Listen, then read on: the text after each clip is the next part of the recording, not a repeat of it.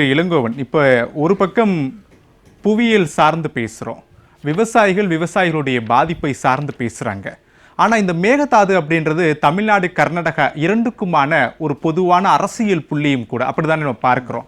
ஒவ்வொரு தேர்தல் வந்தால் வாக்குறுதி வருதோ இல்லையோ மேகதாது தொடர்பான விவகாரங்கள் தமிழ்நாட்டிலையும் கர்நாடகாவிலையும் எதிரொலிக்க தொடங்கிறோம். இந்த மேகதாது விவகாரத்தை ஒரு பத்திரிகையாளராக அரசியல் அணுகுமுறையில் எப்படி பார்க்குறீங்க?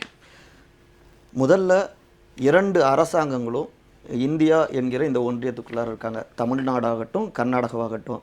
அப்போ இந்திய ஒன்றியத்துக்குள்ளார என்னென்னலாம் முறைப்படி சட்ட ரீதியாக என்ன இருக்கோ அதை முழுமையாக ஃபாலோ பண்ணும். ஆனால் இங்கே எப்படி நடந்துகிட்டு இருக்குன்னா, கர்நாடகாவில் இருக்கக்கூடிய கட்சிகள் கர்நாடகாவுடைய வாக்கு வங்கி அரசியல் அங்கே செஞ்சிட்டு இருக்காங்க. தமிழ்நாட்டில் இருக்கக்கூடிய கட்சிகள் பெரும்பாலும் அவங்களும் இங்கே இருக்கக்கூடிய வாக்கு வங்கி அரசியலை செய்கிறாங்க. ஆனால் இதில் என்னன்னா, பாதிக்கப்பட்டவர்கள் பக்கம் இருக்கிறது தான் அறம்.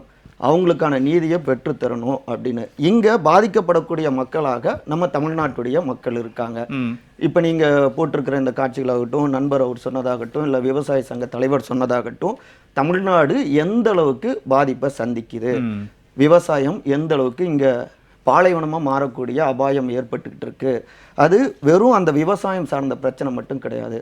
ஒரு விவசாயம் அங்கே படுத்துக்குச்சுன்னா இன்னொரு பக்கம் அங்கே விலைவாசி ஏற்ற வரும்.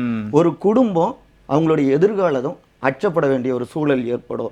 அப்போ நீங்கள் எங்கேயோ ஒரு இடத்துல ஒரு ஜேர்னலிஸ்டாக சொல்கிறோம், ஒரு கிரைம் நடக்குதுன்னா கூட நேரடியாக பார்த்தா ஒரு கிரைம் குற்றம், தப்பு செஞ்சவரை நம்ம தண்டிக்கிறோம் காவல்துறையில் பிடிச்சி கொடுத்து அப்படின்னு இருந்தாலும் கூட இதனுடைய தொடர்ச்சி சங்கிலி தொடர்பாக எங்கேயோ போய் இந்த பாதிப்பு இருக்கும்.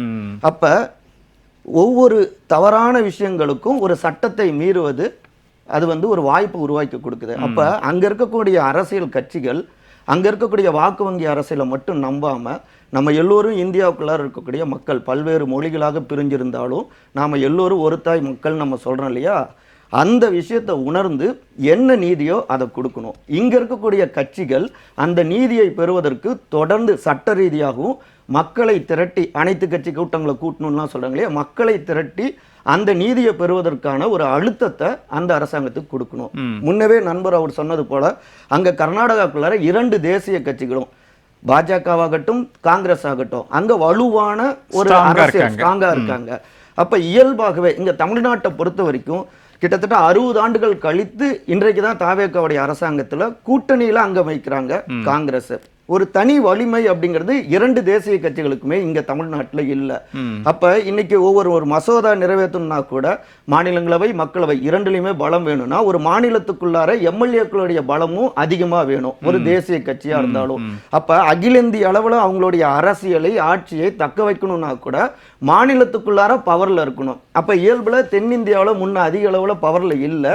இன்னைக்கு கர்நாடகா வரை அவங்க வந்துட்டாங்க. கர்நாடகா ஆந்திராவில் கூட்டணியாச்சு, தெலுங்கானா, இந்த பக்கம் கேரளா, இன்னும் தமிழ்நாடு மட்டும்தான் முழுமையாக அவங்களால முடியல.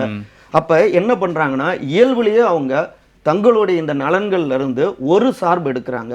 அப்ப உச்ச நீதிமன்றம் வரை ஒரு உத்தரவு போட்டும் அதை மீறி ஒரு சார்பா செயல்படுறாங்க. திரு இளங்கோவன் சொல்லக்கூடியதுல இருந்து இந்த காவிரியோ மேகதாதோ தமிழ்நாட்டினுடைய 11 மாவட்டங்களுக்கான பாதிப்பு இல்லை. இந்த 11 மாவட்ட பாதிப்பு தமிழ்நாட்டினுடைய ஒட்டுமொத்த பாதிப்பு. அது வேறு வேறு வகைகள்லாம் பல பின்விளைவுகளை ஏற்படுத்தும் அப்படின்னு சொல்றீங்க.